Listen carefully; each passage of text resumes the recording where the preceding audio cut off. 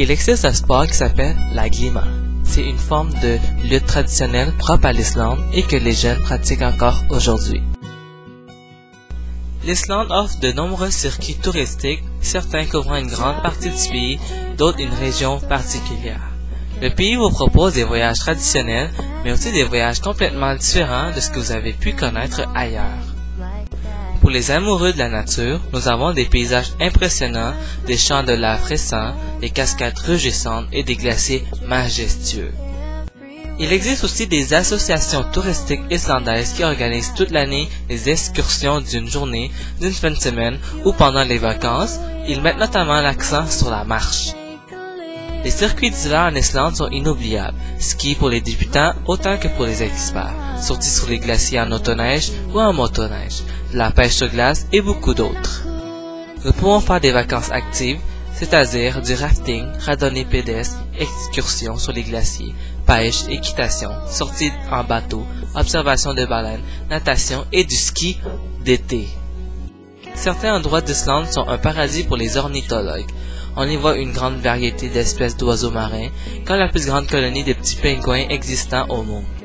Nous pouvons faire de l'observation de baleines. De nombreuses compagnies proposent aussi des tours en bateau. Les randonnées pédestres en Islande sont magnifiques. De nombreux sentiers de randonnée ont été construits dans diverses régions. Cette activité se fait en été comme en hiver. Il y a aussi des randonnées en équitation qui peuvent durer d'1 heure à 10 jours. Tous les grands terrains de golf d'Islande sont ouverts aux visiteurs étrangers. Nous pouvons faire de la plongée, du jet boating, une nouvelle activité sportive et passionnante en Islande. Cela consiste à naviguer sur les rivières à grande vitesse et prendre des virages à 360 degrés. Amusement, adrénaline et sensations fortes garanties. La fameuse activité la plus populaire toute l'année en Islande est la natation. La plupart des villes et villages ont des piscines qui sont souvent en plein air et alimentées par les eaux de source chaude. La température moyenne de l'eau est d'environ 29 degrés Celsius. Les nombreuses piscines comportent aussi des saunas, des jacuzzis, des solariums et des marmites d'eau chaude. D'origine volcanique, l'Islande est une île en partie constituée de plateaux de lave inhabitables. La majorité de la population vit dans les plaines côtières, notamment dans le sud et le sud-ouest. L'Islande connaît une forte instabilité tectonique. Au tremblement de terre s'ajoute un volcanisme très actif. L'Islande compte en effet plus de 200 volcans en activité. Les sources thermales abondantes se manifestent sous la forme de geysers ou de lacs d'eau boueuse et bouillante.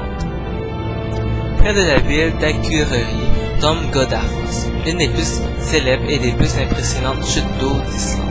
Cette chute des dieux est située au nord du pays, dans un paysage nu et accidenté à seulement à 90 km au sud du cercle polaire arctique. Les chutes sont innombrables en Islande. D'une part, de récents mouvements géologiques ont abouti à la formation de falaises abruptes, alors que d'autre part, les fortes précipitations et la fonte des glaciers ont donné naissance à de nombreuses rivières. Le gouvernement islandais a déjà mis à profit la puissance de l'eau grâce à des barrages hydroélectriques, mais 90% de cette énergie reste encore à l'exploiter. Ce glacier se nomme Miðjarðarjökull. Les glaciers couvrent environ 1/8 de la surface de l'Islande et le plus grand d'entre eux, Vatnajökull, s'étend à 8456 km². Par endroits, la couche de glace atteint une épaisseur de 1200 mètres.